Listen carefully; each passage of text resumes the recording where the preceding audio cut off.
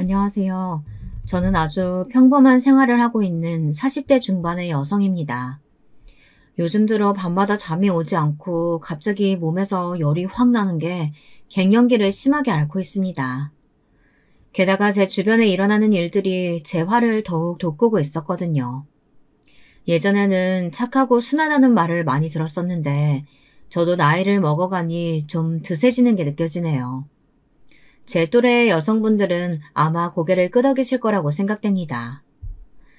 그런 복잡한 제 머릿속을 더 돌아버리게 하는 사건이 최근 일어났으니 여러분들에게 시원하게 고백하고 훨훨 자유로워지고 싶어서 이렇게 컴퓨터 앞에 앉게 되었습니다.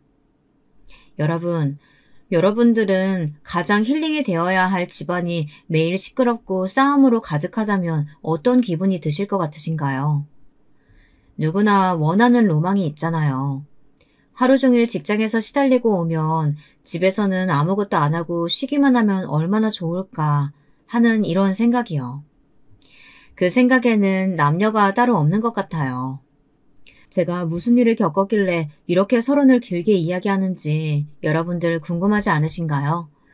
지금부터 저의 조용한 일상을 확 뒤집어 놓았던 열받아 뒷목을 잡았던 사연을 들려드리겠습니다. 저는 서울 토박입니다. 태어나서 회사에 들어가기 전까지는 수학여행 때 빼고는 다른 지방에 가본 적이 없거든요. 저희 외가도 친가도 다 같이 서울에 있어서 저는 어릴 때 시골에 가서 방학을 보낸다는 친구들이 그렇게 부러웠던 적이 있었습니다. 계약하면 까무잡잡하게 타서는 곤충 채집을 했다, 시냇가에서 송사리를 잡고 놀았다는 친구들의 자랑을 들으면 나는 왜 친가 외가가 다 서울인지 집에 가서 엄마한테 투덜거리곤 했었습니다.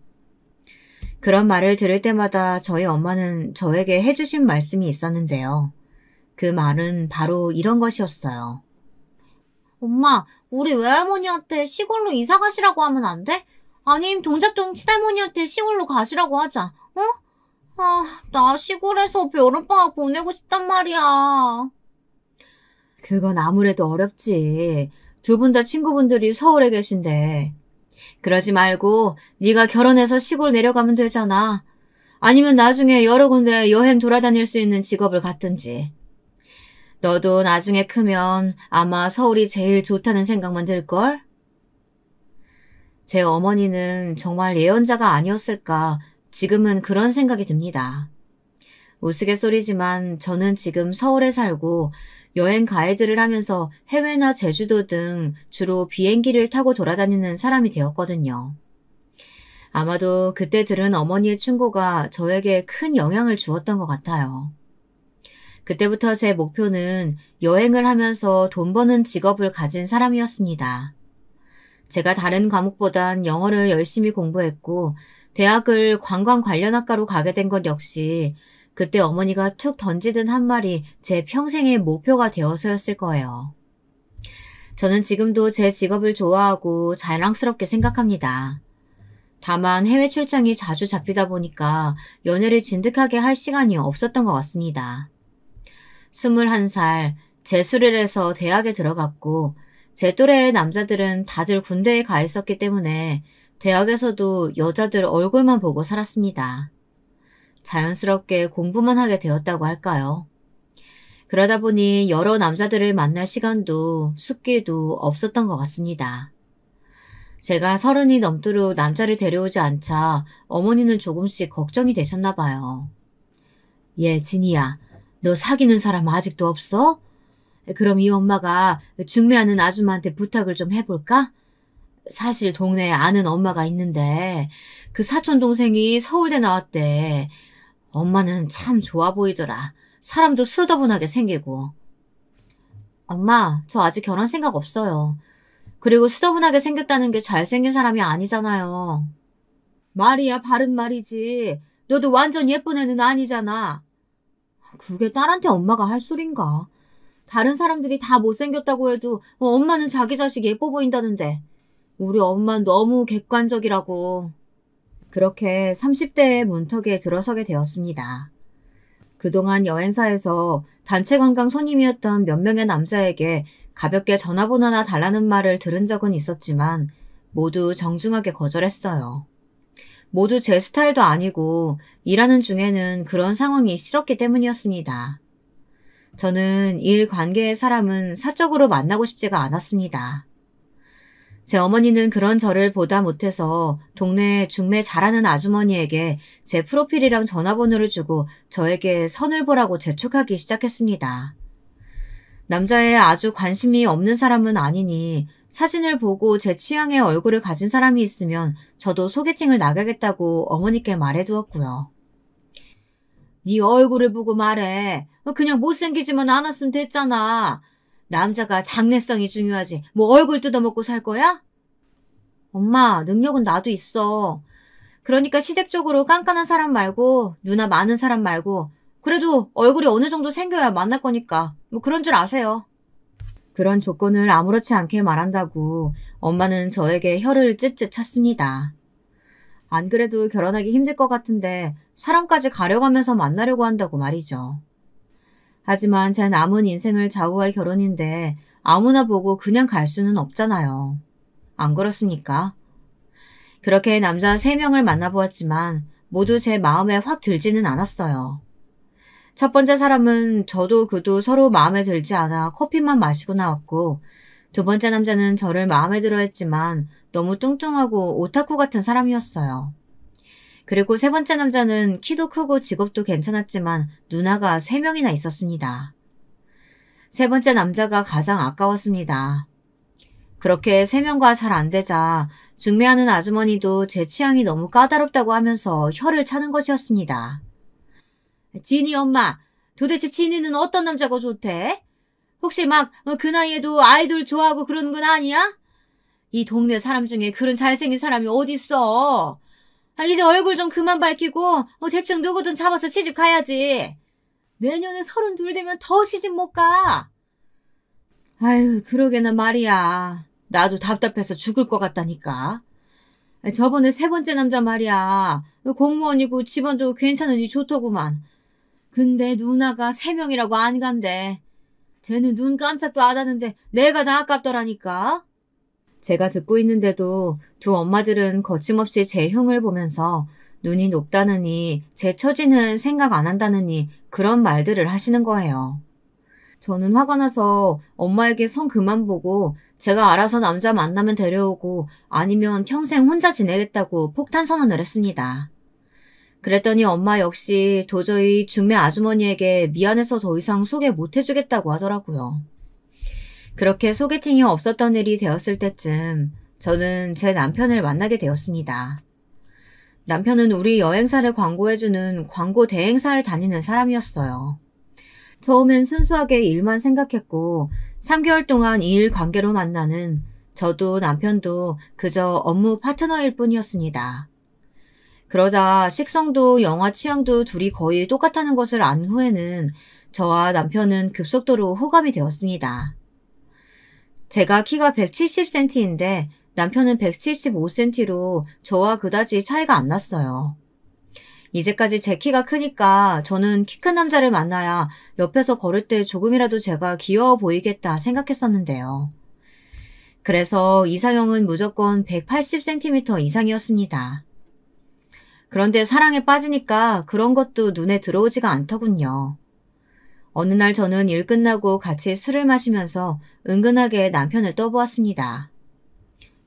저기 뭐 하나만 물어볼 게 있는데 솔직하게 대답해 줄래요?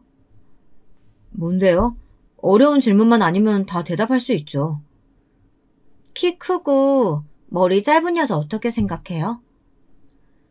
남편은 저를 훑어보면서 눈을 크게 떴습니다. 제가 그 키 크고 머리 짧은 여자라는 건 누가 봐도 알 수 있었거든요. 남편은 입꼬리를 올리면서 웃더니 저에게 오히려 되물었습니다. 그럼 보통 키에 호리호리한 남자 좋아해요? 좋아하면 나도 대답할게요. 네, 좋아하는 것 같은데. 그쪽은 어떻게 생각해요? 나도 지니씨 좋아요. 우리 사귀어볼래요? 남편의 첫마디에 감격한 저는 고개를 끄덕였습니다.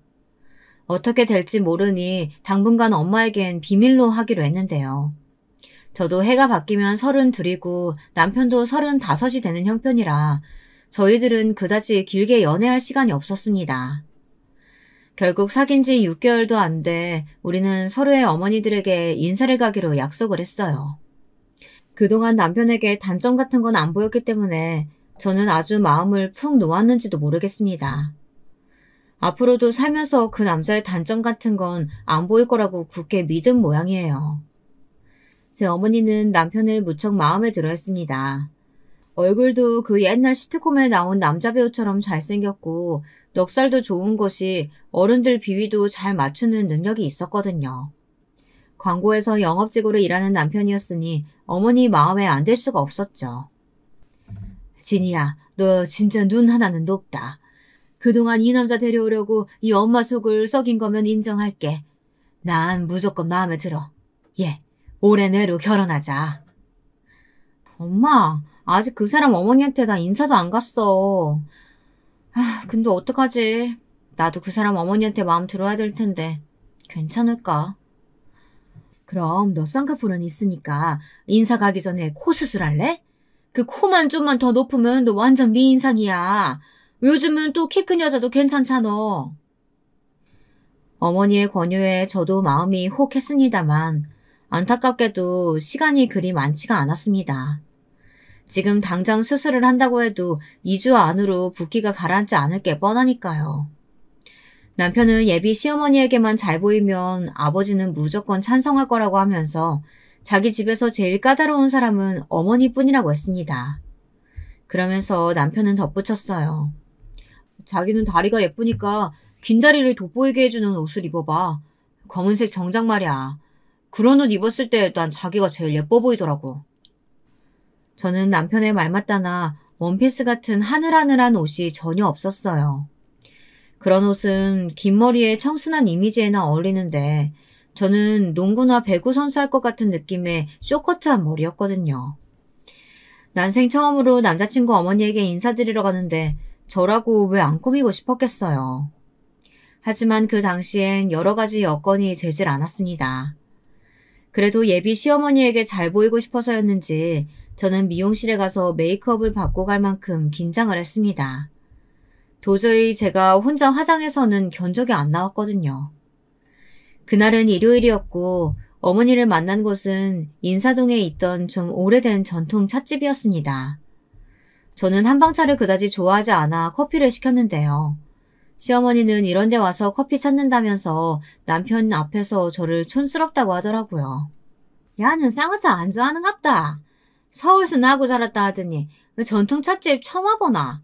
촌스럽구만. 엄마, 우리 동네라고 생각하지 마라. 얘 서울애라니까. 그러니까 내가 카페베네 같은 데서 보자 않았나. 뭔 소리야 너. 우리 진희씨 서울 토박이라니까.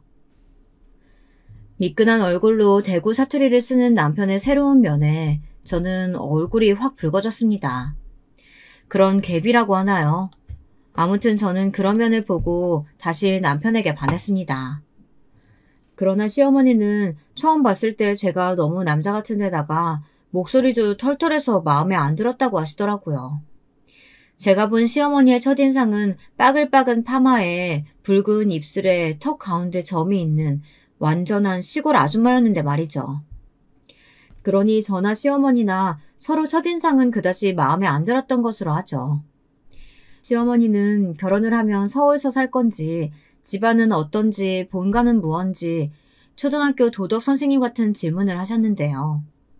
저는 너무 긴장하고 식은땀이 흘러 제대로 대답했는지 모를 정도였습니다. 시어머니는 1시간 정도 그렇게 질문도 하고 저를 관찰하시더니 말씀을 하셨습니다. 뭐 너네들이 그리 죽고 못 산다 하니까 내 반대는 안 하겠는데 그래도 서울 산다고 시댁 안 내려고 모른 척하면 안 된다. 알았나? 그리고 야는 위로 형이 하나 있어. 근데 형이 아직 애인이 없다 아이가.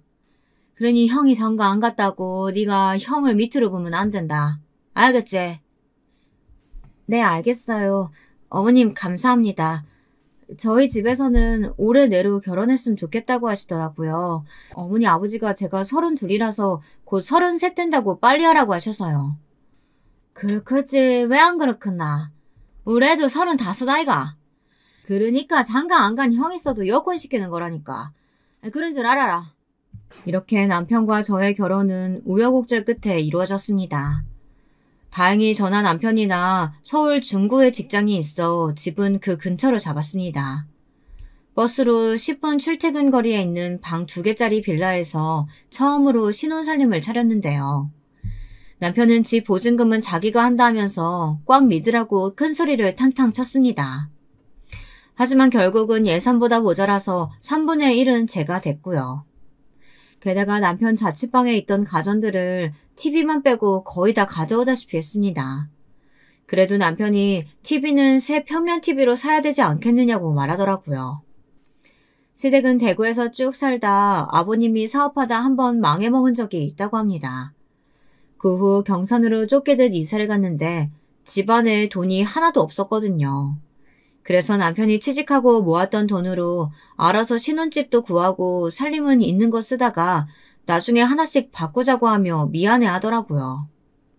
저희 시댁은 결혼식 할 때 몸만 오셔 식사하시고 사진 찍어주시고 그러고 가신 거나 다름이 없었습니다. 아주버님은 시부모님 모시고 기차로 올라와서 남편에게 연신 고개를 숙였습니다. 자기도 농사 짓는 사람이라고 동생 결혼 때 아무 힘도 못 대주는 것이 미안하다고 말이죠. 그때는 그저 이 남자와 결혼할 수 있다는 것만으로도 벅차고 기뻐서 시댁에 돈이 없다는 것이 얼마나 중요한 일인지 생각도 못했습니다. 제 부모님은 신혼살림 사라고 2천만 원을 보태주셨지만 그건 역시 집 전세 얻는데 다 쓰고 말았거든요. 그 때문에 결혼 앨범도 저희들이 셀프 촬영으로 만들고 남편 친구 중에 사진 전공한 사람이 있어 부탁드려 제주도 신혼여행 가서 야외 사진도 찍었습니다. 그때 당시엔 그렇게 하는 가난한 커플들이 많았던 걸로 기억합니다. 그렇게 저는 호기롭게 결혼 생활을 시작했습니다. 세상에 우리 둘을 건드리는 사람들만 없다면 아주 알콩달콩 잘 살 수 있다고 큰 소리도 탕탕 치면서 말이죠. 저는 친정어머니에게도 말했습니다. 매주 친정집에 갈 수 없을 거라고. 물론 시댁은 지방이라서 더 자주 못 가지만요. 아무래도 여행사 일은 주말이 더 바쁘니까요. 시어머니께도 제가 하는 일이 자주 출장을 가고 주말도 없는 일이라고 미리 말씀을 드렸습니다. 그때는 시어머니가 알겠다고 수긍을 해주셔서 저는 마음을 너무 놓았던 것 같습니다. 결혼을 하고 3개월이 지나자 시어머니는 슬슬 전화를 해서 저한테 언제 시골에 내려오는지를 물어보셨어요. 애기냐? 난데 다음 주에 시아버지 생신이다. 아무리 바빠도 다음 주 주말에는 경산 좀 내려와라. 알았나? 아, 어머니, 저도 내려가고 싶은데 제가 다음 주에 동남아로 가이드를 가야 돼서요. 죄송한데 남편 편에 선물 보내드릴게요. 정말 죄송해요. 너네 회사에 너밖에 일할 사람 없다 하더나. 아무리 바빠도 결혼하고 처음 맞는 시아버지 생신에 못 오겠다는 게 말이 되나? 야, 시끄럽구마. 딴 사람 그 동남아 보내고 닌 경산으로 와라. 알았지? 시어머니의 전화는 일방적으로 쭉 끊겼고 저는 다급하게 신랑에게 전화를 걸어 어떻게 해야 하냐고 의논을 했습니다. 처음엔 신랑이 시어머니를 잘 설득해 보겠다고 걱정하지 말라고 하길래 저는 남편의 말만 믿었죠. 그러나 그날 퇴근하고 집에 오니 남편이 걱정스러운 표정으로 말하는 것이었습니다. 시골 엄마한테 계속 전화 오는데 어떡하지? 그래도 당신이 결혼 초기에 며느리 노릇 잘 해놔야 나중에 할 말이 없지. 그 동남아 가이드 일정은 회사에다 다른 사람 시키면 안 되냐고 물어봐봐. 당신 결혼한 지 얼마 안 됐으니까 사장님이 이해해 주시지 않을까? 당신이 말 못할 것 같으면 내가 부탁해볼게. 사장님이랑 나 친하니까. 아니, 당신 어머니 설득해본다고 큰소리 떵떵 칠 땐 언제고. 당신 사실 어머니가 무서운 거지. 35이나 먹어가지고 어머니 말이라면 무조건 내내 하는 예스맨인 거 아니냐고. 난 당신이 이제까지 너무 좋기만 했는데 좀 실망이야. 남편은 제 말이 안 입곱게 생각됐는지 주먹을 쥐고 입술을 악 물었지만 아무 대답도 할 수가 없었나 봐요. 그 말이 전곡을 찌른 거나 마찬가지였을 테니까요. 저는 도저히 사장님께 말을 못하고 끙끙 앓고 있었는데 언제 만났는지 사장님이 제 남편이 부탁하더라고 하며 동남아 가이드 일정을 빼주더라고요. 그러면서 사장님은 싸늘하게 덧붙여 말했습니다. 진희씨, 내가 신혼 3개월 차에 시부모님한테 효도 좀 해야 한다고 하도 자기네 남편이 부탁을 해서 이번만 미쓰리한테 자기 대신 동남아 가라고 하는 거야. 다음엔 이런 일 없었으면 좋겠어. 효도도 좋지만 사회생활이 먼저 아니겠어? 결국에 저는 사장님에게 미안해서 죽을 것 같은 역적이 되고 가고 싶지 않은 시댁에 가게 되었습니다. 그날 가이드 일정이 없었더라면 저도 아버님 생신에 마음 편하게 가서 시키는 대로 음식도 하고 인사도 드리고 효도하고 오는데 아무런 반감도 없었을 테지만 결과적으로 어머니는 제 직장 생활을 무시하신 거나 마찬가지였습니다. 거기다 남편은 불을 붙인 꼴이었고요. 시아버지의 생신 전날 저는 결혼하고 2번째로 시댁에 갔습니다. 저희 시댁은 시골에 있는 집이라 그때 당시만 해도 화장실이 집 밖에 있었거든요. 겨울에는 추워서 화장실에 가고 싶지 않을 정도였어요. 저는 시댁에 가보고 나서 시골집에 대한 낭만이 싹 사라져 버렸습니다. 너무 불편하고 좁고 여름에는 덥고 겨울에는 추운 시골집은 도저히 계속 살 수 있는 곳이 못 되었습니다. 저는 그런 시댁에서 며칠씩 자고 싶은 마음이 더더욱 없었어요. 하지만 저만 빼고 시댁 사람들은 그 집에 아무도 불평불만이 없었던 것 같아요. 남편은 하루 더 자고 가면 안 되겠냐, 내일이 월요일이 아니면 정말 계속 있고 싶다 말하면서 옆에서 보는 저를 불안하게 만들었습니다. 아, 내는 우리 엄마 밥이 세상에서 제일로 맛있다. 세상 어디 음식 먹어봐도 우리 엄마 반찬만 못하다 아이가. 아이고, 그랬나. 하모, 이 엄마가 손맛이 좀 있긴 하지. 안 그랬나? 애기 니도 맛있나? 아, 네, 맛있어요. 어머니 음식 솜씨 좋으시네요. 맛이 없지는 않았지만 눈에 확 띄게 맛있는 솜씨도 아니었습니다. 저는 서울 사람이라서 막 짜고 매운 입맛이 아니어서 그런지 시댁에서 밥을 먹고 오면 꼭 배탈이 났거든요. 게다가 시어머니는 먹던 것을 그대로 넣어 냉장고에 보관하시고 덜어서 먹는다는 개념이 없는 것 같았어요. 그저 그릇째로 어떨 때는 랩을 씌우는 것조차 잊어버리기도 하셔서 냉장고에서 말라붙은 반찬 찌꺼기 같은 것들이 많았습니다. 그걸 볼 때마다 저는 저절로 얼굴이 찌푸려지는 게 냉장고 정리를 해드리고 싶었지만 시댁 살림을 맘대로 건드리면 안 될 것 같아 꾹 참았습니다. 그리고 시어머니는 음식을 버리면 벌 받는다고 하시면서 뭐든 만들어 놓으면 끝까지 드셨어요. 오래돼서 곰팡이가 나도 그 곰팡이만 쓱 떠내고 다시 드시는 분이었습니다. 저랑은 여러 가지로 맞지 않는 사고방식이었습니다. 비위생적이기도 하고요. 그렇게 억지로 시아버지의 첫 번째 생신을 보내고 서울로 다시 돌아온 저는 다음부터는 회사 일이 먼저이니 그런 일이 있으면 저에게 맡겨달라고 남편에게 조심스럽게 이야기했습니다. 그랬더니 남편은 도리어 저에게 화를 내는 것이 아니겠어요? 아, 내가 당신이 직접 말하면 불편할 것 같아서 말도 못하고 있길래 사장님이랑 단판 지어서 해결해 준 거잖아. 그런데 고맙다고 말은 못할 망정. 뭐라고? 간섭하지 말라는 거 아니야. 결혼했으면 시댁 친정 이래도 상관을 하고 살아야지. 당신 혼자서 살던 세상 아니야. 이제는 서로의 집안에 대해서도 할 도리는 해야 한다고. 그래, 그 부분은 나도 알아. 서로 할 도리는 해야지. 하지만 미리 약속된 것도 아니고 회사 스케줄까지 빼가면서 꼭 참석해야 할 큰 행사였어? 환갑이나 칠순도 아니었고 그저 그냥 생신이었던 거잖아. 내 말이 틀려? 당신은 만약에 회사에서 출장 잡혔는데 우리 엄마가 생신이라고 오라고 한다면 기분이 어떻겠어? 당연히 출장 빼고 갈 정도로 효자야? 당연하지. 난 장모님도 부모님이니까 그렇게 했을 거야. 당신은 그렇게 안 했을 거라는 거 아니야. 와, 정말 당신 냉정한 사람이구나. 남편은 화를 버럭 내며 다른 방으로 들어가 문을 쾅 닫고 나오지 않았습니다. 3개월 만에 첫 부부싸움을 한 우리는 며칠간 냉랭한 채로 보냈습니다. 서로 얼굴을 마주치지도 안방에서 같이 자지도 않았습니다. 남편은 작은 방에서 바닥에 이불을 깔고 지냈고 저는 큰 침대를 혼자 차지하고 자는 게 아주 좋더라고요. 그렇게 일주일이 지나자 남편이 퇴근하고 오랜만에 외식이나 하자고 문자를 보냈습니다. 싸운 지 일주일이나 됐는데 이제는 화해해야 될 것 같아서 오늘 퇴근하고 밖에서 저녁 먹고 들어가자. 끝나고 당신네 회사 앞에서 기다릴게. 남편의 문자를 받고 저는 속이 좁지만 이겼다는 생각이 들더군요.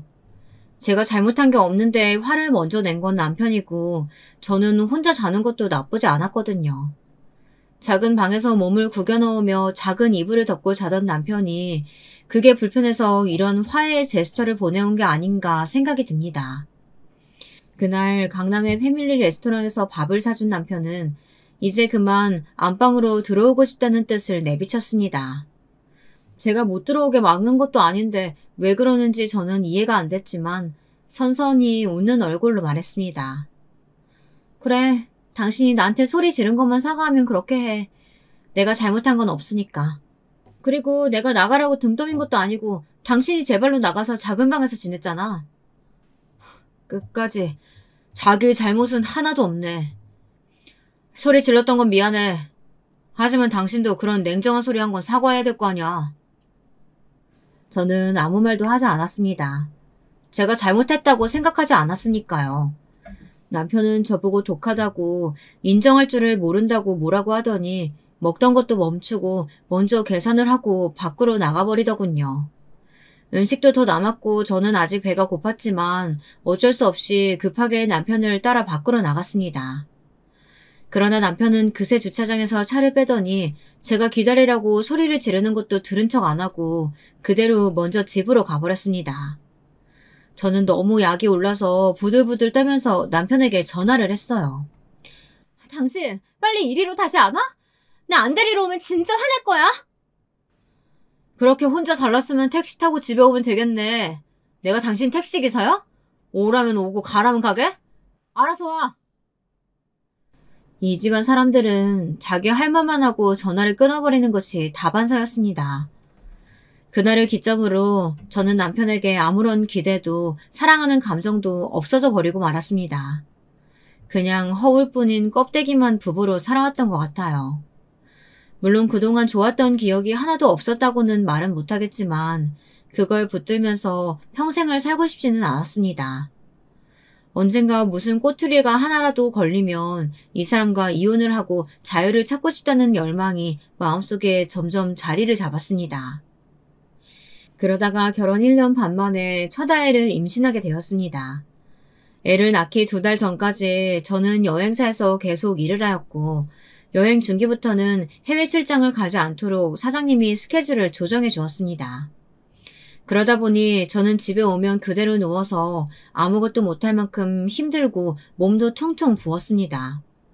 남편은 처음엔 쓰레기 버리거나 설거지 등등을 도와주었지만 야근이 잦아지게 되자 저희 집은 점점 쓰레기 더미가 쌓여갔습니다.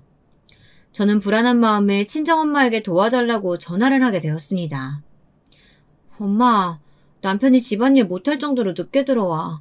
나 몸이 너무 무거워서 그런데 우리 집에 와서 일 좀 도와줄 수 있어요? 그래, 알았다. 내일 아침 일찍 갈게. 진작에 얘기를 하지. 너 혹시 어디 아픈 거 아니니? 산부인과라도 한번 가보자. 내일은 월차라도 내. 친정엄마의 걱정 가득한 목소리에 전화를 끊고 나자 저는 눈에 눈물이 차올랐습니다. 이런 때에 집에 없는 남편에게 서운한 마음, 그리고 친정엄마에게 미안함에 서러운 마음이 파도처럼 밀려왔습니다. 저는 엉엉 소리내어 울다 목이 막혀 꺽꺽대고 결국은 화장실에 가서 울다 토하기까지 했습니다. 다음날 친정어머니는 집에 오셔서 집 안에 있는 쓰레기도 다 버려주시고 반찬 만들어 오신 것도 냉장고에 넣은 후 저와 함께 산부인과에 가셨습니다. 산부인과에서는 경미한 임신 우울증과 함께 혈압이 조금 높으니 임신 중독증이 되지 않도록 적당한 운동을 하라고 했습니다. 산후 휴가를 받기 전에 밀린 일들을 다 하려고 하다 보니 매일 외식만 하고 운동도 8개월이 되도록 한 번도 안 했으니 어쩌면 당연한 결과였습니다. 내가 너 애기 낳을 때까지 너희 집에서 살림 좀 해줄까? 네 아빠한테 허락만 받으면 그럴 수 있을 것 같은데. 너도 네 남편한테 한번 얘기해봐. 정말? 엄마가 그래주면 난 참 좋은데 아버지가 괜찮을까? 2달간 아버지 혼자 밥해서 드실 수 있을라나? 친정엄마는 아버지에게 이야기해보고 다시 오시겠다고 하면서 친정으로 돌아가셨습니다. 하지만 친정아버지는 출가했으면 죽이 되든 밥이 되든 너희들이 알아서 하라면서 엄마를 저희 집에 보내주지 않으려고 하셨습니다. 저는 아버지가 좀 원망스러웠지만 어쨌든 아버지도 어머니가 필요하신 것 같으니 어쩔 수 없다고 생각했죠. 집안에는 도움이 하나도 안 되고 있는 남편이 있어서 문제였죠. 그렇게 일주일간 밤 10시 넘어 퇴근을 하다가 저는 임신 중독증으로 쓰러져 입원을 하게 되었습니다. 제가 응급으로 대학병원에 입원을 하고 거기서 출산까지 쭉 이어지는 동안 남편은 친정집에 들어가서 1달간 출퇴근을 했다고 하더군요. 신혼집은 중구이고 친정은 강남이라 좀 멀기는 했지만 혼자서 집안일 하면서 밥 먹고 다닐 자신이 없어 친정 아버지 눈치 보면서라도 몸은 편하게 지내고 싶었다고 나중에 그러더라고요. 참 못난 사람이죠. 혼자 자취도 했었던 사람이 결혼했다고 집안일에서 손을 놓고 싶어 하다니. 참 시어머니가 저렇게 오녀오녀 키운 건 아닌지 의심이 되더라고요. 제 첫 아이는 미숙아는 아니었지만 3kg이 채 되지 않는 저체중으로 태어났습니다. 남들은 하루에 4끼씩 먹는다는 임신 말기에 거의 밥도 못 먹고 일만 했었던 저 때문이죠. 애를 낳고 나니 그렇게 시원할 수가 없더군요. 저 또 3개월만 먹이고 다시 복직할 준비를 했어요. 저는 계속 여행사 일을 하고 싶었기 때문이었습니다. 그런데 제 복직은 시어머니의 거센 반대에 부딪히고 말았습니다. 복직을 앞둔 어느 날 어머니는 저에게 직접 전화를 걸어 청천벽력 같은 말씀을 하시는 것이었어요. 야야, 애가 되게 작다면서? 그러면 이번 참에 회사 그만두고 집에서 애나 키워야 하는 거 아이가? 우리 가무 첫 손주 나온 거나 마찬가지인데 귀한 손주 남의 손에 어떻게 맡길 수가 있나?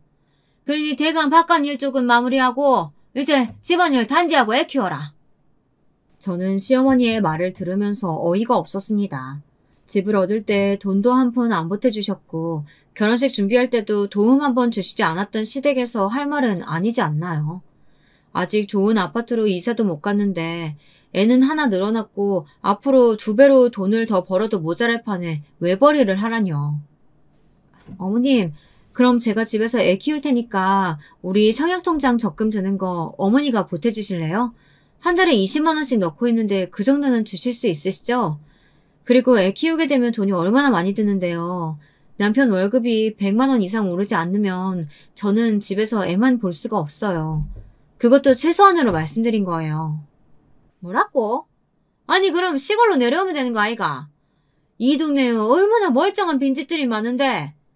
그리고 뭐 네가 벌면 얼마나 번다고 애도 못 키우면서 회사를 다녀야 한다는 거냐. 가족이 먼저지 니는 돈이 먼저가.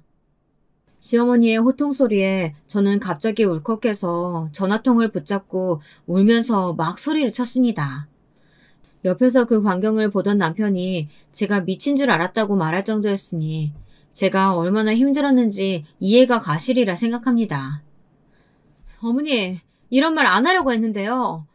어머니가 저희 결혼할 때 뭐 보태주신 거 하나라도 있으세요? 시댁에 돈 없다고 남편이 미안하다고 할 때도 저 불평 한마디 안 했어요. 다른 친구들은 시댁에서 집 해줬다, 전세금 보채줬다 얘기 들을 때마다 제가 얼마나 속상했는지 아시냐고요. 저는 가전 가구 사라고 엄마가 준 돈도 다 전세금으로 보탰었다고요. 그건 알기나 하세요? 뭐라고? 네 그걸 계속 마음에 담아두고 있었나? 내 처음부터 말했다 아이가. 우리는 애들한테 물려줄 재산은 없다고. 그리고 다 컸으면 니들이 알아서 결혼해서 사는 게 맞다. 그래 생각했다. 앞으로 내한테 도와달라 전화하지 마라. 알겠나? 저는 매정한 시어머니의 전화통화를 끝으로 다시는 제가 먼저 연락을 하지 않았습니다. 그리고 친정에 매일 아침 제 아기를 맡기고 여행사에 다시 복직을 했습니다. 친정엄마는 시어머니한테 뭐 그렇게 기대를 했냐고 하며 엄마는 처음부터 그럴 사람이 아닌 게 눈에 보였다고 하더군요. 내가 아기 봐줄 테니까 일 계속해. 엄마는 네가 육아 때문에 경력 단절되는 걸 못 봐. 이 엄마가 그렇게 살아서 그런지 집에서 아버지 눈치 보면서 아직도 돈 제대로 못 쓰고 다니고. 너는 절대 그러지 마라. 알았어? 극구 안 받으시겠다고 하셨지만 저는 친정어머니에게 고맙고 미안해서 저희 애를 봐주시는 동안 한 달에 50만 원씩 드렸습니다. 엄마가 저 대신 허리가 휘도록 육아를 하는데 그 정도는 드려야 한다고 생각했어요. 남편도 크게 이의가 없었습니다. 자기 본가에서는 아무도 도움을 안 주니까 남편이 사실 할 말도 없었겠죠. 이렇게 든든한 친정어머니 덕에 저는 아들을 둘을 낳고도 계속 여행사에서 안 잘리고 일을 해서 실장 직위까지 올라갔습니다. 실장이 되면 해외 출장은 그다지 많이 보내지 않지만 저는 가끔 사장에게 말해서 신혼여행을 위주로 몰디브나 동남아 정도는 해외 출장을 가게 해달라고 했습니다. 맨날 한국에서 서류 업무 대행만 하면 몸이 좀 근질근질했거든요. 남편과 애들의 등살에서 벗어나서 저도 가끔 출장으로 숨을 돌리는 시간이 필요했다고나 할까요? 그동안 저는 청약증정을 가지고 있어 여기저기 알아봐 은평구에 있는 30평대 아파트로 이사를 하게 되었습니다. 그동안 안 먹고 안 입고 절약하면서 넣었던 적금도 깨고 집 담보대출도 받으면서 처음에는 새로 분양받은 집을 남편과 공동 명의로 하기로 했습니다. 사실 집값을 치르면서 남편이 보탠 돈은 1억도 채 되지 않았지만 자기도 3분의 1 정도는 했다고 하면서 공동 명의를 하자고 떼를 쓰듯 말하더라고요. 저는 일단 아무런 생각 없이 그 의견에 찬성을 했습니다. 그때는 남편과 헤어질 거라고는 생각도 하지 않았고 남편이 저 몰래 집을 담보로 사고를 칠 줄도 몰랐으니까요. 그러나 제가 남편을 공동 명의에서 빼고 제 집을 온전히 제 소유로 해야만 했던 기막힌 사건이 일어나고 말았는데요. 세상에 남편이 저 몰래 코인에 투자를 했는데 그때 집을 담보로 돈을 빌려 투자를 했다는 것입니다. 그런데 은행에서 집이 저와 공동 명의가 되어 있으니 처음엔 대출을 거절했고 남편이 그 이유를 물어보니 저와 함께 와야 한다고 했대요. 그래서 남편은 남편 회사에 저랑 나이와 이름이 비슷한 진이라는 직원의 도움을 받아 몰래 대출을 받을 수 있었다고 하더라고요. 나중에 알게 된 일이지만 저는 그 말을 듣고 너무 화가 났습니다. 여러분들은 이런 큰 사고를 친 남편과 같이 살 수 있으시겠어요? 제 남편은 저한테 그 사실을 들키니 정신없이 손을 모아 싹싹 빌었습니다. 여보, 미안해. 하지만 나도 돈 더 벌어보고 싶어서 그랬던 거지. 내가 그 코인이 망할 줄 어떻게 알았겠어. 제발 화풀고 나 좀 용서해줘. 나 당신이랑 이혼 못해. 우리 두 아들을 생각해서라도 나 좀 용서해주라. 도저히 이해가 안 된다. 돈을 불리려고 했대도 어떻게 나한테 말 한마디 상의도 없이 혼자서 사고를 쳐? 만약에 흑자가 돼서 벌었으면 나한테 말이나 했겠어? 자기 멋대로 쓰고 싶었을 거 아냐. 안 되겠어. 당장 이혼장을 쓰던지 이 집 명의 당신 명의 빼고 내 소유로 해야겠어. 앞으로 같이 사는데 또 이렇게 큰 사고 치게 놔둘 순 없잖아. 결국 남편은 제가 하자는 대로 다 해주고 겨우 이혼소송을 면할 수 있었습니다. 그것은 각자 번 돈을 생활비 통장에 넣던 방식을 바꾸고 남편의 월급도 제가 전부 관리하여 한 달에 70만 원의 용돈만 받는 것으로 합의를 했습니다. 남편이 잘못한 걸 어쩌겠어요. 남편이 사고친 돈은 5천만 원이었고 그 돈을 다 갚기까지 월급 중 일정 부분을 차압당해야만 했습니다. 그렇게 3년이 흘렀습니다. 그동안 남편은 빚졌던 돈의 반 정도를 갚은 상황이었죠. 애들도 10살, 8살이 되어 육아에서도 어느 정도 자유로워지고 겉으로는 평온해 보이는 나날이었습니다. 하지만 제가 놀라고 당황해야 할 마지막 사건이 남아있었습니다. 지금도 생각하면 치가 떨리는 일이었어요. 그날은 제가 오랜만에 필리핀으로 해외 출장을 마치고 집으로 돌아온 날이었습니다. 오후 8시 비행기로 한국에 들어와서 공항 택시를 타고 지친 몸으로 집에 돌아온 저는 뜻밖의 인물이 제 집안에 들어있는 것을 보고 경악했습니다. 그녀는 안방을 떡하니 차지하고 제 남편과 함께 술을 마시며 웃고 있다가 저를 보더니 말했습니다. 혜미, 너 왔나? 내 진작 말하려고 했는데 너 출장 가기 전에 나 이혼하고 집 나왔다. 그래서 갈 데 없어 이리로 왔다 아이가. 내 여기서 좀 살랐고, 왔으니까 안방 나한테 주고, 니는 애들 방 가서 자라. 네, 여러분들이 짐작하시는 대로 그 불청객은 바로 저희 시어머니였습니다. 며칠 계시다 갈 것도 아니고 아예 눌러 산다고 하는 말을 듣고 나니 저는 어지러워서 잠깐 비틀거릴 수밖에 없었습니다. 안 그래도 피곤해 죽겠는데 이런 어이없는 말을 들으니 정신이 하나도 없더군요. 저는 시어머니 옆에서 웃고 있는 남편에게 손짓을 해서 방 밖으로 불러내 도대체 어떻게 된 일이냐고 따졌습니다. 아니, 어머니가 이혼하셨다고 해서 우리 집으로 오라고 하면 어떡해. 그리고 어머니 이혼한 거 맞긴 맞아? 그럼 어머니 말 안 믿어? 자식 새끼가 돼서 이혼하시고 갈 데 없다는 어머니를 어떻게 해? 쫓아내? 당연히 오시라고 해야지. 나랑 애들 불편할 건 생각도 못해? 당신이야 시어머니가 불쌍하겠지. 하지만 나는 이런 일이 전혀 놀랍지 않아. 어머니 성격에 아버지한테 매일 얼마나 닥달하고 괴롭히고 했겠어. 그러니까 어머니가 이혼당하신 거 아니야. 당신은 시어머니랑 성격 꼭 닮아서 서로를 몰라. 뭐라고? 이게 말이면 단줄 하나.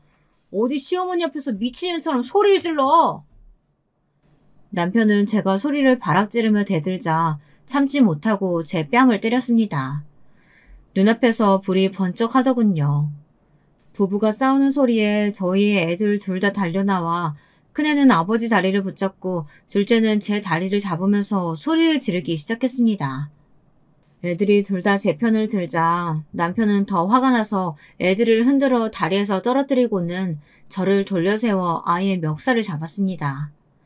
애들이 주저앉아 엉엉 울기 시작하자 시어머니는 그제야 안방에서 나와 저한테 소리를 지르더라고요. 니는 이 노인네 불쌍하지도 않나? 내 밤중에 어디 가라고 입 집안에서 날리고 어디서 못 배워먹은 티를 내갖고 이 집은 우리 아들 거다. 그러니까 나가려면 네가 나가라. 애들도 시끄러워 꼴도 보기 싫다. 다 데리고 나가라. 이 집이 왜 당신 아들 거야? 이 집 명의 내 거니까 나가려면 당신들 모자가 나가. 당신 아들이 나 몰래 코인 투자해서 우리 집 말아먹을 뻔했던 건 알아? 저 인간이 말 안 했어? 그리고 이 집 처음부터 저 인간 혼자 명의도 아니었어. 공동 명의였다가 저 인간이 빚을 5천만 원이나 져서 뺏긴 거지. 이제는 이혼밖에 답 없어. 뭐라고? 그게 정말이야? 아들, 네가 대답해봐라. 시어머니는 눈이 휘둥그레져서 제 남편에게 삿대질을 하며 화를 냈습니다. 당연히 남편은 입이 있어도 말을 못했고요. 시어머니는 제자리에 풀썩 주저앉아 울기 시작했습니다. 아이고, 남편 잃고 아들밖에 비빌 데 없어 왔더니 아들 새끼도 병신이었네. 어째 내 일이 발전을 기구하노? 다 알았으면 당신, 이제 내 시어머니도 아니니까 당장 당신 아들 데리고 이 집에서 나가. 둘 다 꼴도 보기 싫어. 제가 왜 아무 잘못도 없이 안방을 뺏기고 시어머니를 모시고 살아야 되나요? 시어머니도 남편도 저를 기만하고 몰래 사고치고 다닌 것을 생각하면 진작 헤어졌어야 하는데 지금이라도 헤어질 결심을 하고 나니 속이 다 시원하더라고요. 저는 그 다음날부터 남편과 이혼을 하기 위해 변호사와 상담을 시작했습니다. 시어머니는 당장 갈 데가 없으니 아예 얼굴에 철판을 깔고 제 집에서 먹고 자는 대신 집안일을 조금씩 하셨습니다. 아마도 이렇게 지내다 보면 제가 두 사람을 용서해 줄 거라고 안일하게 생각했겠죠. 그러나 저는 그럴 생각이 없었습니다. 저는 매일 출근하기 전에 시어머니에게 오늘은 집에서 나가시라고 말했습니다. 그리고 퇴근하면 아무 말도 없이 애들을 데리고 안방에 들어가 잠을 잤습니다.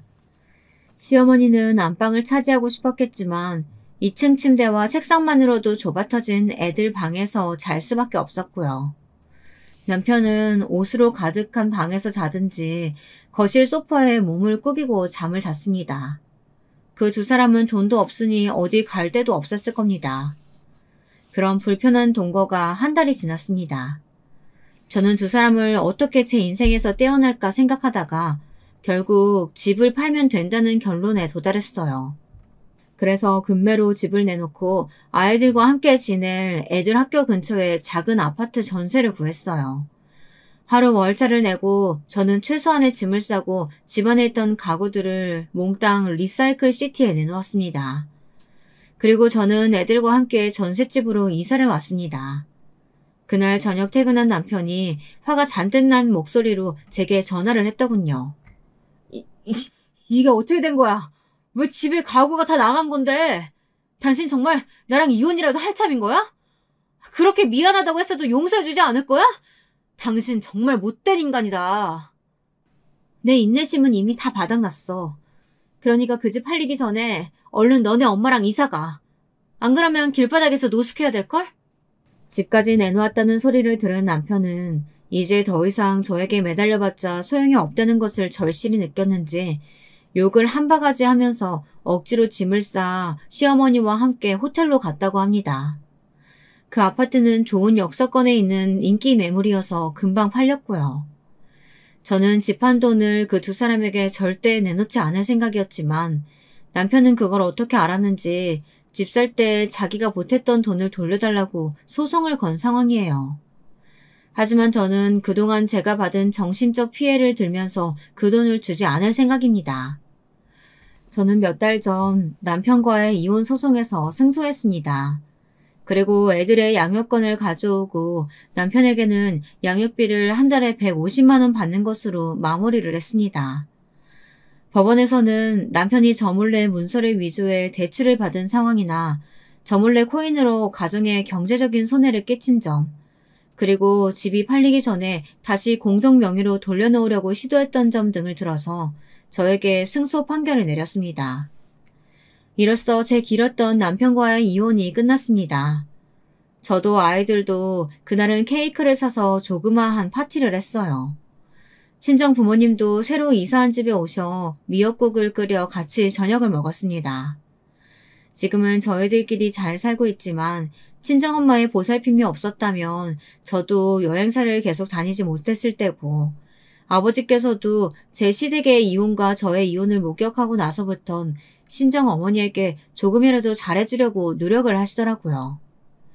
늦게나마 친정아버지도 마음을 돌려 다행이라고 생각합니다. 여러분, 오늘 저의 막장 드라마 뺨치는 사연을 어떻게 생각하셨나요? 비록 시어머니와 남편 때문에 마음고생은 심하게 했지만 이제는 지긋지긋한 그 두 사람도 떼어냈고 애들과 조용하고 행복한 삶을 살아가려고 합니다. 제 아들들도 아빠가 눈앞에서 저를 때리는 장면을 보고 나더니 아빠가 잘못했다면서 꽤 오랫동안 남편의 얼굴도 보고 싶어 하지 않더라고요. 그러다가 또 핏줄이 끌렸는지 남편은 최근에 애들의 면접 교사권을 신청했습니다. 지금 당장은 들어주지 않겠지만 애들도 크면 제 친부를 볼 권리를 행사하게 될 날도 있겠죠. 저는 막을 생각은 없습니다. 하지만 시댁에서 애들 친권을 뺏어가려고 한다거나 내 아빠가 애들을 양육하겠다고 나서는 것만은 막을 생각이에요. 그 콩가루 집안에 애들을 맡겼다가는 어떻게 될지 모르니까요. 저는 이번 일을 겪고 나서 사람 보는 눈을 조금 키웠다고 생각합니다. 가족이란 직장이나 사회생활에서 잠시 스쳐가는 인연이 아니니 천천히 시간을 들여 지켜보고 충분히 검증을 거쳐서 결정해야 한다는 교훈을 남기게 되었습니다.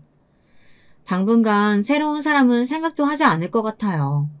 애들이 다 성숙해서 엄마를 이해할 날이 오면 모르겠지만 지금 재혼을 한다면 애들이 적지 않은 상처를 받을 것 같아서요. 제게는 사랑하는 아들들만 있다면 행복하니까요. 제 긴 사연 들어주셔서 감사합니다. 여러분들 모두 행복하세요. 안녕하세요. 저는 서울에 사는 50대 중반 여자입니다. 저는 예쁜 딸아이를 하나 두고 있는데요. 딸아이를 키우면서 참 힘든 일이 많았습니다. 그런데 얼마 전에 저의 30년 묵은 응어리를 제 딸내미가 속 시원하게 풀어주어서 얼마나 통쾌했는지 몰라요. 아무래도 제가 딸 자식 하나는 뚝 부러지게 잘 키운 것 같아요. 요즘 그 일 때문에 매일 배꼽 잡고 웃다 보니 딸내미가 저지른 그 무모하면서도 통쾌한 짓을 자랑 한번 해보고 싶어서 사연을 보내봅니다. 제 이야기를 들으면서 같이 속 시원해 하셨으면 좋겠어요. 먼저 30여 년 전으로 거슬러 올라가겠습니다. 저는 20대 초반의 나이에 서울에서 일을 다니다가 남편을 만나게 되었는데요. 남편은 본가가 지방이었지만 혼자 서울살이 해보겠다고 올라와서 살고 있는 중이었습니다. 남편은 조금 가부장적인 면이 있긴 했지만 그 시절 남자들이 대부분 그랬기 때문에 별로 이상한 구석은 느끼지 못했어요. 저는 저에게 적극적으로 대시하는 남편에게 푹 빠져버렸습니다. 그런데 시부모님이 저를 안 좋아하셨기 때문에 결혼을 허락받기까지는 굉장히 힘들었어요. 시부모님은 지방에서 큰 고깃집을 운영하고 계셔서 집안이 좀 부유한 편이었는데 저는 친정부모님이 두 분 다 안 계셨고 모은 돈도 없었기 때문에 마음에 안 드셨던 거죠. 남편은 처음에 결혼을 반대하시는 시부모님 등살에 휘둘리는 듯 하더니 얼마 못 가 다시 고집을 피우는 바람에 결국 결혼을 허락받게 되었습니다. 다만 조건이 있었죠. 저랑 남편 모두 다 서울에서 다니던 직장을 그만두고 시부모님이 계시는 지방으로 내려와 식당 일을 도우라는 조건이었어요. 저는 그 지역에 연고도 하나 없었지만 남편 하나 믿고 내려가게 되었습니다. 그리고 결혼 후 얼마 지나지 않아 저는 임신을 하게 되었습니다. 임신한 몸인데도 불구하고 시어머니의 시집살이는 정말 상상도 못할 수준이었습니다. 새벽 일찍 시부모님이 운영하시는 고깃집으로 출근을 해서 재료를 손질하고 식기를 정리하고 반찬을 준비하는 등 해야 할 일이 산더미였습니다. 직원들이 있긴 했지만 워낙 장사가 잘 되다 보니 일손이 많이 모자라더라고요. 어머님은 저를 마치 하인 부리듯이 부리셨습니다. 입덧이 심해 음식 냄새만 맡아도 헛구역질이 올라오는 상태에서도 갈비탕용 고기를 손질하고 손님 상에 갈비를 구워야 했습니다. 고기 비린내에 손님 앞에서 구토를 할 뻔한 적도 여러 번 있었지만 식당 한켠에 서서 저를 매섭게 노려보고 계신 어머님 때문에 속으로 삼키느라 얼마나 힘들었는지 모르겠습니다. 그리고 불판을 닦는 일은 보통 남자들이 하는데 어머님은 저한테도 시키시더라고요. 쪼그려 앉는 게 힘들어서 잠깐 엉덩이를 들거나 팔이 너무 아파 속도가 조금이라도 느려지면 가차없이 불호령을 내렸습니다. 저는 20대 초반 그 어린 나이에 호랑이 같은 어머님이 너무 무서워서 시키는 대로 할 수밖에 없었어요. 매일매일 식당 영업이 끝나는 그 시간까지 고된 노동이 이어졌습니다. 중간에 잠깐 직원들끼리 다 같이 쉬는 시간이 있었는데 그마저도 어머님이 저를 못 쉬게 하시고 이것저것 심부름을 시켜대는 통에 과로로 쓰러질 뻔한 적도 여러 번 있었죠. 저는 그때마다 이를 악물고 버텼습니다. 언젠가는 어머님께 이 집 며느리로 인정을 받겠다는 각오로요. 물론 밤마다 서러워서 울긴 했습니다만 운다고 달라지는 건 없더군요. 식당 영업이 끝나고 집에 돌아오면 쌓인 집안일을 하느라고 쉴 수가 없었어요. 집안일은 모두 제 차지였기 때문에 쌓인 집안일까지 모두 하고 잠에 들면 겨우 3시간 남짓 자고 다시 식당에 출근해야 했습니다. 남편은 안 도와줬냐고요? 말도 마세요. 남편은 연애할 땐 몰랐는데 알고 보니 곱게 자란 도련님의 마마 보이더라고요. 외동아들이라고 워낙 아끼는 탓에 손에 물 한 번 묻혀본 적 없었고 식당에서도 지배인이라면서 카운터에 서서 손님들한테 인사나 하고 계산이나 하는 쉬운 일만 했습니다. 제가 너무 힘들다고 남편한테 하소연도 해보았지만 워낙 마마보이라 지엄마 편만 들더라고요. 그리고 몇 달이 흘러 배가 점점 불러서 숨도 차고 거동이 불편해졌는데도 어머님은 계속해서 저에게 일을 시키셨습니다. 배부른 몸으로 식당에서 음식을 나르고 고기를 굽고 있으면 오히려 손님들이 더 안쓰러워하시곤 했어요. 그러면 어머님은 손님들에게 원래 임신했을 때 움직이고 해야 애가 쑥쑥 잘 나온다니까요. 그리고 얘가 워낙 튼튼하니 걱정 안 해도 돼요. 라고 하시곤 했죠. 그러고선 뒤에 가서 저한테 너만 애 뱄냐면서 유난 떨지 말라고 구박을 하셨어요. 특히 제일 심하게 구박하셨던 건 아들 못 낳으면 쫓겨날 각오하라는 구박이었죠. 남편이 외동아들이다 보니 대를 이어야 한다면서 정말 임신 기간 동안 몇 번을 윽박 지르셨는지 몰라요. 너는 아들 낳기 전까진 우리 집 며느리로 인정받을 생각이랑 하지 말어라. 네가 가진 게 있냐? 뭐가 있냐? 아들도 못 낳는 년은 이 집 개보다도 못한 년이야. 알아들었냐? 저는 그런 말을 들을 때마다 혹시나 뱃속의 아이가 딸일까봐 초조해서 견딜 수가 없었어요. 아들 낳는 게 제 맘대로 되는 것도 아닌데 혹시나 영원히 이 집 며느리로 인정받지 못할까봐 매일 마음을 졸였습니다. 그리고 밤마다 뱃속의 아이에게 울면서 사과했어요. 제가 배를 어루만지면서 속삭이면 뱃속의 아이는 말을 알아듣기라도 한 듯 배를 발로 차거나 꾸물거리곤 했습니다. 그럼 저는 눈물을 닦고 마음을 다시 추스렸습니다. 이런 저의 곁에는 제 편이 한 명도 없었기 때문에 매일 혼자 마음을 굳게 먹고 스스로를 위해야만 했습니다. 남편마저 어머님 편이니 얘기할 사람이 없어서 더 답답하더라고요. 그래서 저는 임신 6개월쯤부터 일기를 쓰기 시작했습니다. 오늘 하루 동안 서러웠던 일, 힘들었던 일들을 일기장에 또박또박 적다 보면 하루 동안 쌓인 한이 제 마음속을 빠져나가 일기장에 차곡차곡 쌓이는 느낌이었습니다. 이렇게라도 마음속에 있는 이야기를 꺼낼 수 있게 되니 조금은 해소가 되더라고요. 일기장은 혹시나 누가 볼까봐 결혼할 때 가져온 제 짐 속에 숨겨두었습니다. 그렇게 일기장은 매일매일 조금씩 채워져 임신 막달 때에는 노트 5권 분량은 좋게 되더라고요. 그리고 저는 만삭 때까지 그렇게 모진 구박과 시집살이를 견디며 살다가 초겨울의 어느 날 10시간의 힘든 진통 끝에 아이를 낳게 되었습니다. 하늘이 무심하게도 아이는 딸이었어요. 이제 막 나온 피덩이 아이를 본 어머님은 딸이라는 걸 알자 혀를 끌끌 차더니 고개를 획 돌리곤 나가셨습니다. 남편도 어머님을 따라서 나가버리더라고요. 저는 아이에게 미안한 마음에 서럽게 울 수밖에 없었습니다. 그리고 어머님은 항상 저에게 하던 그 말씀이 진심이었는지 기어이 그 말씀을 지키시더라고요. 출산하고 몸조리도 하지 못한 채 골골대며 아이 보랴 집안일 하랴 정신없던 저는 그 추운 날 시댁에서 쫓겨나고야 말았습니다. 어머님은 제가 아이를 낳은 후 저에게 말도 섞지 않고 매일매일 무섭게 노려보기만 하시더니 출산한 지 한 달 정도 지난 어느 날 저에게 다짜고짜 짐을 싸서 집을 나가라고 소리치시더라고요. 이년아, 너 내가 했던 말 기억나지?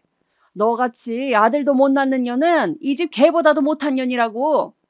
개는 새끼라도 잘났지 너는 도대체 뭐냐? 나는 고추 안 달린 손주 새끼는 필요 없으니 애 데리고 썩 꺼져라.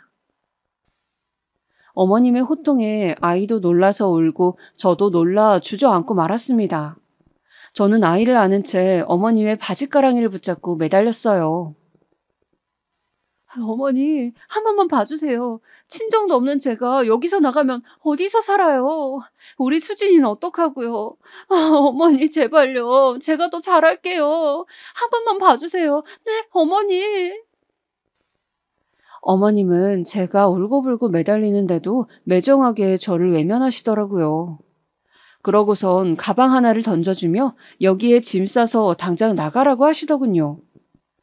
저는 어머님께 아무리 애원해봐도 안 통하자 아버님께도 매달려 보았지만 소용이 없었습니다. 아버님은 워낙에 결혼 초기부터 방관자였기 때문에 저에게도 관심이 없으셨어요.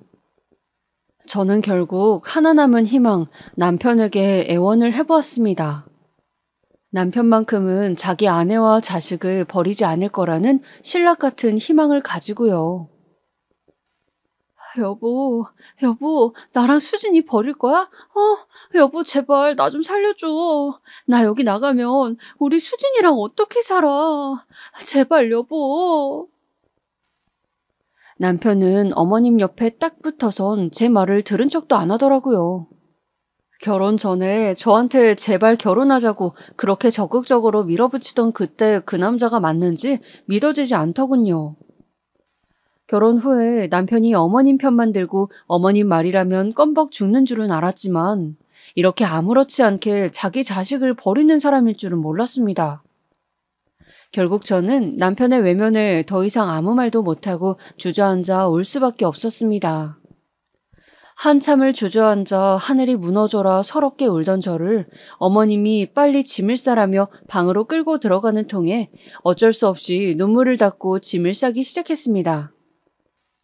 결혼할 때 가져온 게 없어서 어머님이 주신 가방에 짐이 다 차지도 않더라고요.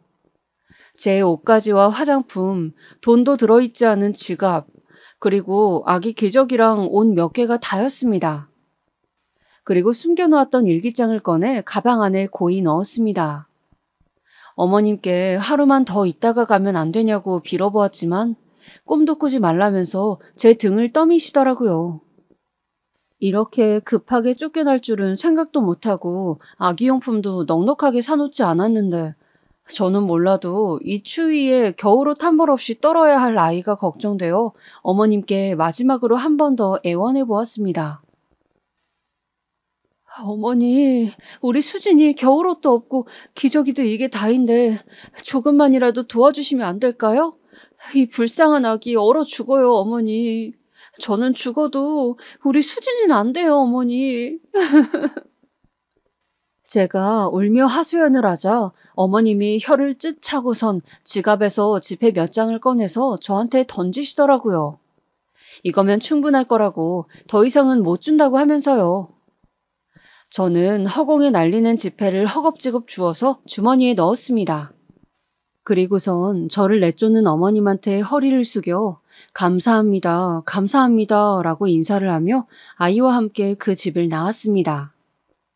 제가 나오자 어머님은 인사도 없이 문을 쾅 닫으시더라고요. 저는 앞길이 막막하여 그 자리에 우두커니 서서 한참을 울었습니다. 초겨울의 찬바람이 눈물 젖은 제 얼굴을 마구 핥히고 가더군요. 그리고 저는 한참의 고민 끝에 다시 서울로 올라가기로 결심했습니다. 어머님이 주신 지폐를 헤아려 보니 그때 당시 돈으로 10,000원 정도 되더라고요.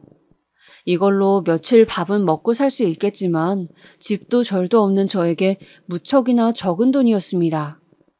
그래서 무작정 제가 나고 자란 서울로 올라가서 아는 사람이라도 찾아봐야겠다 싶었습니다. 그래서 저는 버스를 타고 아이와 함께 서울로 올라갔어요. 서울에 올라오는 버스에서 얼마나 울었는지 모르겠습니다.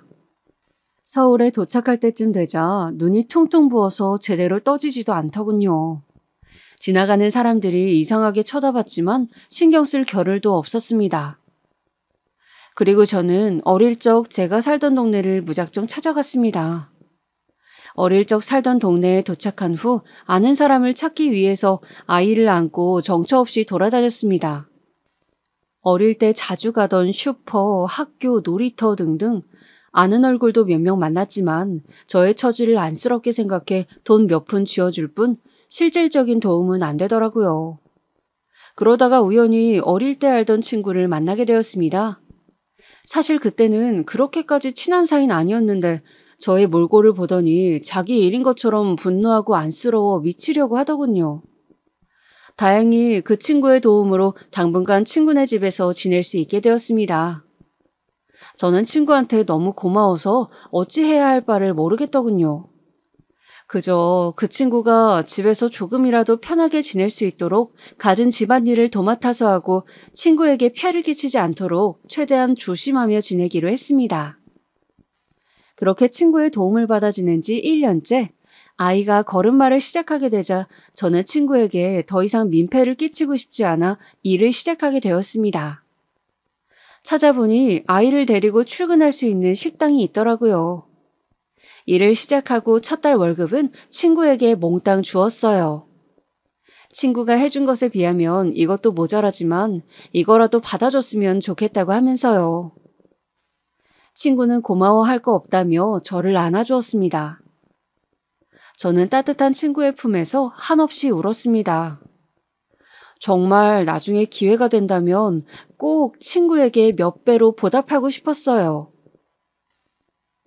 그리고 저는 일을 시작한 지 6개월째 되는 날 친구네 집을 나오게 되었습니다. 친구는 아이가 클 때까지 있어도 된다고 했지만 미안해서 어떻게 그러나요? 저에게 이만큼 해준 것으로도 평생 잊을 수 없는 은혜인데 더 이상 친구에게 부담을 주고 싶진 않았습니다. 아마 서울에 올라와서 친구를 우연히 만나지 못했더라면 저는 아이와 함께 그 추운 겨울에 길바닥에서 얼어 죽었을지도 모릅니다.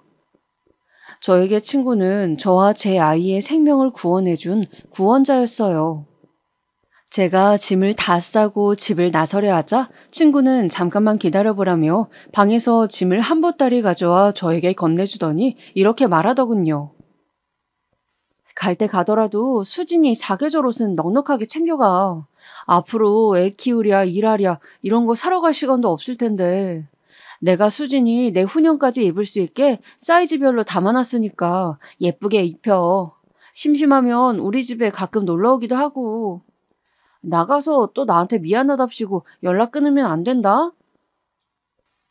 저는 친구의 마음에 가슴이 따뜻해지는 것을 느꼈습니다. 의지할 곳 하나 없는 저에게 힘이 되어주고 제 편이 되어주는 친구가 너무 고마웠습니다. 그렇게 저는 친구와 마지막 인사를 한 후 집을 나섰어요. 저는 6개월 동안 번 돈으로 월세방을 얻어서 거기서 새로운 생활을 시작했습니다.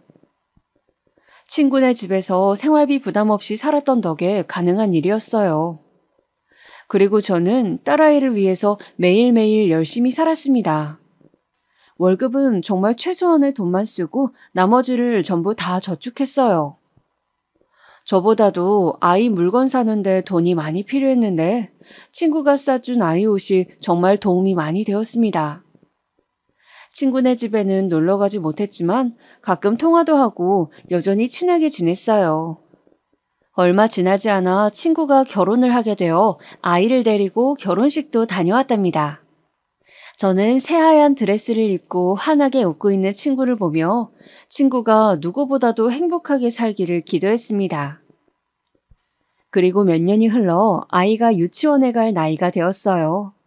가끔 아이가 아빠는 어디 있냐고 물어봤지만 전 남편 사진 한 장 가지고 있는 게 없어 아빠가 누구라고 얘기해 줄 수도 없더라고요. 그냥 아빠는 할머니 일하는 거 도와줘야 돼서 우리랑 따로 사는 거야. 라고만 이야기했습니다. 아이는 아빠의 얼굴도 몰라서 그런지 아빠를 보고 싶어 하지도 않더라고요. 저는 아이가 좀 더 크고 이해할 수 있는 나이가 되면 그때 엄마랑 아빠랑 이혼했다는 사실을 알려주기로 했습니다. 왜 이혼했냐고 물어보면 뭐라고 대답을 해야 할까 고민을 해봤는데 아무래도 사실대로 얘기하는 것보단 그냥 성격 차이라고 대답해야겠다고 생각했어요. 한겨울에 갓난아기였던 자신을 내쫓았다는 사실을 알게 되면 아이가 충격을 받고 마음의 상처를 입을까봐 걱정이 되어서요. 굳이 안 좋은 얘기는 꺼내지 말아야겠다고 생각했습니다. 유치원에 간 딸아이는 또래 애들보다 똘똘했습니다. 한글과 숫자도 또래 아이들보다 빨리 떼고 자기가 하고 싶은 말을 올바른 문장으로 얘기할 줄 아는 똑똑한 아이였어요. 그리고 주변에서 아역 배우 시켜야 되는 거 아니냐고 할 정도로 얼굴이 예쁘장했죠. 사실 자랑하는 건 아니지만 제가 학창시절에 남학생들한테 인기가 많았거든요. 그래서 어머님 말씀이 법인 줄 아는 마마보이 전 남편도 저와 결혼하겠다고 어머님한테 그 고집을 부린 거겠죠. 아무튼 또래보다 똑똑하고 예쁘장한 아이여서 그런지 주변 사람들의 주목을 자꾸 받게 되더라고요. 영재학교에 보내야 되는 거 아니냐, 배우 데뷔시켜라 등등 주변에서 좋게 봐주시는 건 정말 감사했지만 혼자 벌어먹고 사는 제 처지에 딸아이한테 해줄 수 있는 게 없어서 안쓰러운 마음만 커져갔습니다. 자식한테 해줄 수 있는 건 다 해주고 싶은 게 부모 마음 아니겠습니까? 그런데 보잘것없는 제 능력으로는 나중에 학원을 하나 보내기도 힘든 상황이었어요. 부잣집에서 살았으면 특별한 아이로 자랐을지 모르는 우리 아이는 제 밑에서 크는 바람에 평범한 학교를 다니며 평범한 삶을 살게 되었어요. 그래도 성격이 활발하여 친구 관계에도 문제가 없고 학교 다니는 것도 재미있어 하더라고요. 저는 아이가 학교에 들어가서 손을 조금 덜 타게 되니 일을 늘려야겠다고 생각했습니다. 나중에 대학도 보내고 결혼도 시키려면 한 살이라도 젊을 때 열심히 벌어놔야죠. 그래서 저는 평일에는 식당 일을, 그리고는 주말에는 백화점에서 아르바이트를 했습니다. 아이가 혼자서 밥도 잘 차려 먹고 뭐든지 혼자서 척척 해내는 아이라서 다행이었어요.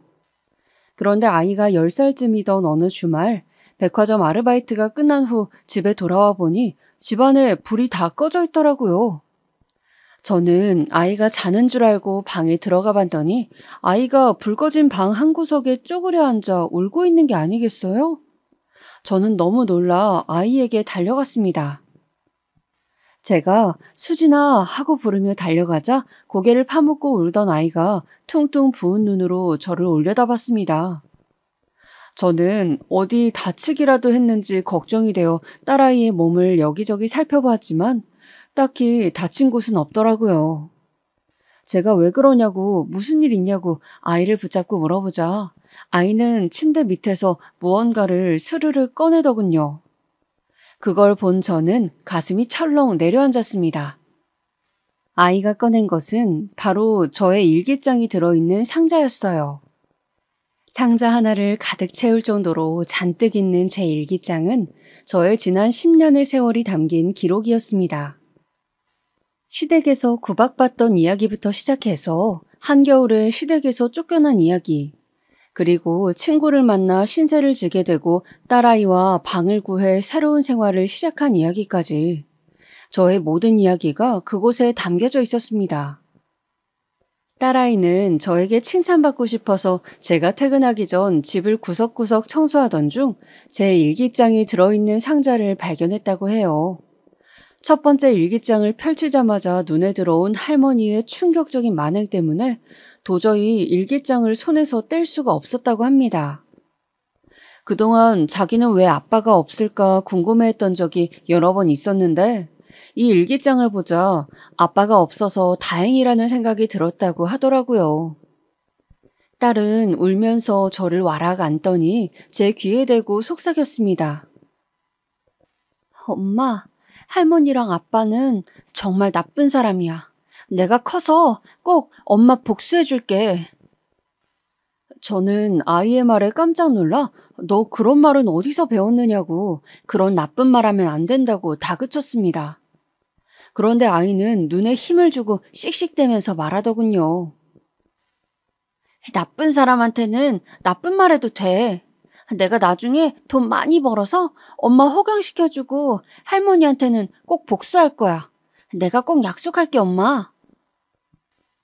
저는 아이가 얼마나 충격을 받았으면 지 아빠랑 할머니한테 복수한다는 말까지 할까 싶어 가슴이 미어졌습니다.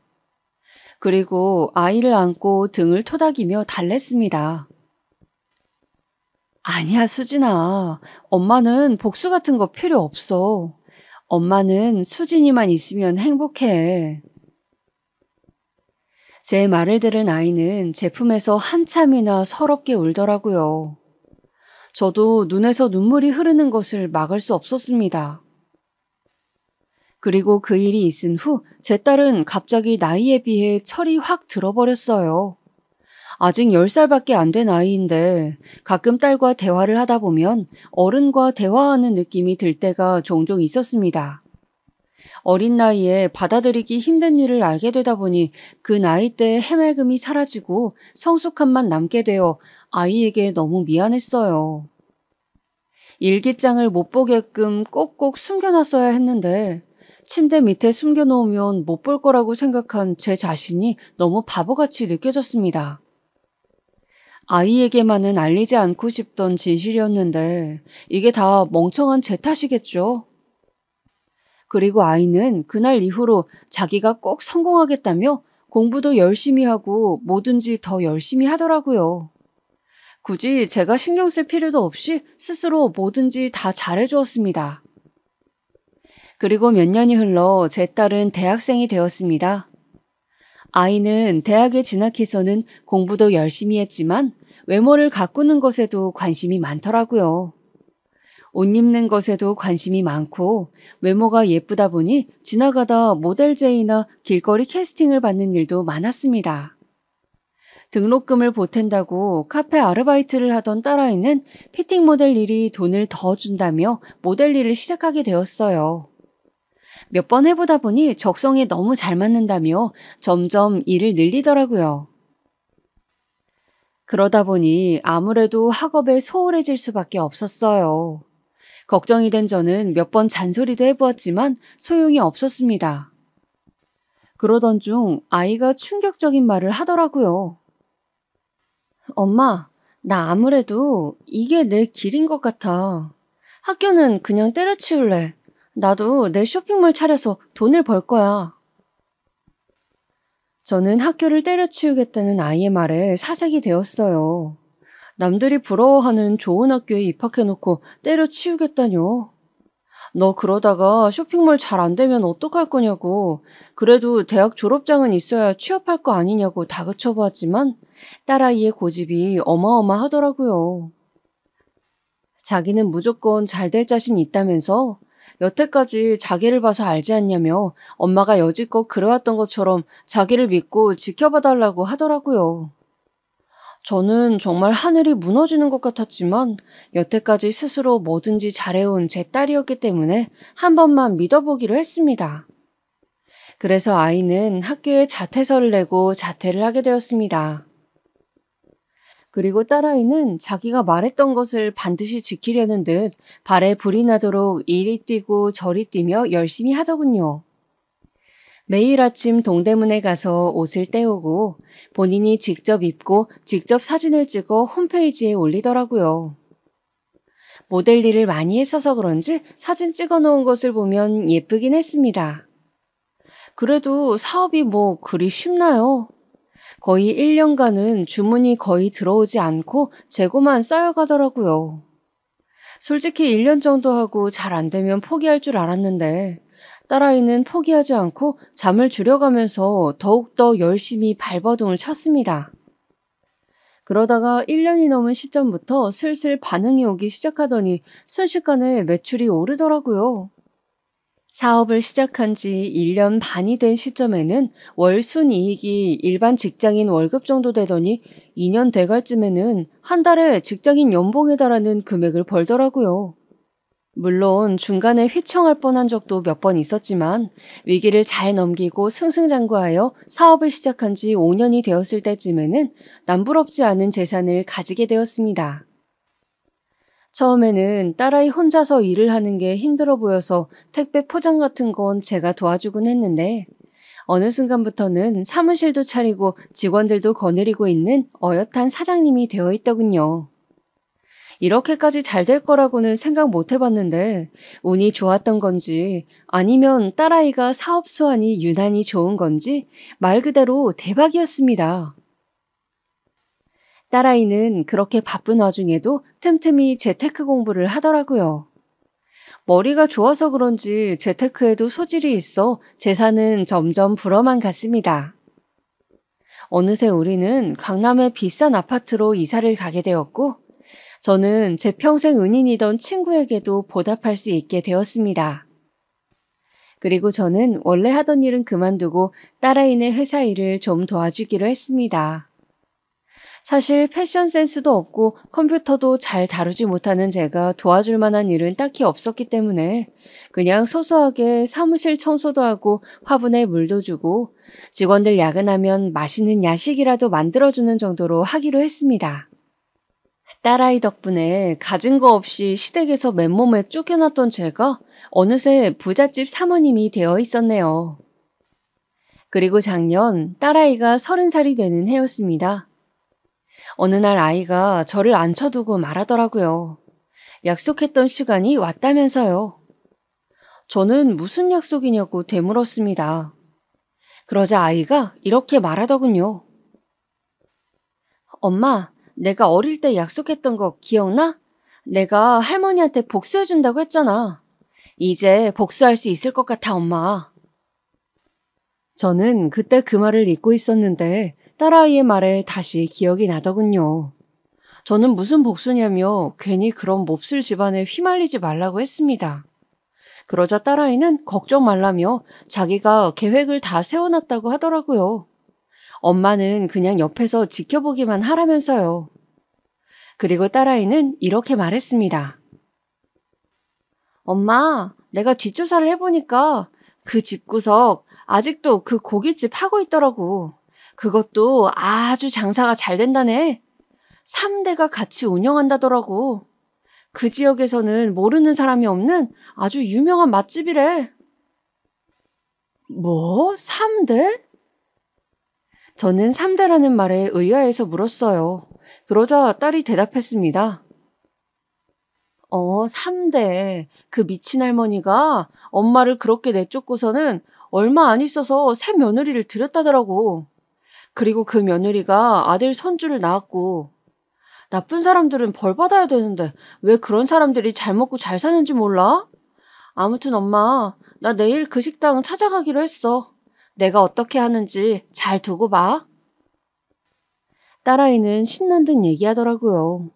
저는 걱정이 되었지만 내 딸이니 믿어보기로 했습니다. 그리고 다음날 아이는 할머니의 식당에 다녀왔습니다. 지방에 있어서 거리가 멀다 보니 새벽 일찍 나갔는데 밤 늦게서야 들어오더라고요. 저는 딸아이 걱정에 잠도 못 들고 기다리다가 활짝 웃는 얼굴로 콧노래를 부르며 들어오는 딸아이를 거실에 앉혀놓고 꼬치꼬치 물어보았습니다. 어떻게 되었냐고요. 딸아이는 웃기다는 듯 한바탕 웃음을 터뜨리니 저에게 말해주더군요. 엄마, 내가 차 끌고 갔잖아. 거기 식당에 갔는데 발레 파킹 해주는 사람이 아빠더라? 내가 얼굴을 미리 조사해둬서 한눈에 알아왔지. 그런데 한눈에 봐도 비싸 보이는 외제차가 들어오니까 아빠가 다른 차들은 제쳐두고 내 차로 달려와서는 아주 굽신거리더라고. 아주 웃겨 정말. 차에 기스라도 날까봐 초조해하던 그 모습 엄마도 봤어야 됐는데. 엄마가 봤으면 아주 웃겨서 자지러졌을 거야. 저는 비싼 차를 보고 남편이 굽신거렸다는 말을 듣고 웃겨서 저도 모르게 웃음이 피식 나왔습니다. 그러자 딸아이는 뒷얘기도 마저 하더군요. 그리고 내가 식당에 들어가서 다짜고짜 사장님 좀 뵙자고 했지.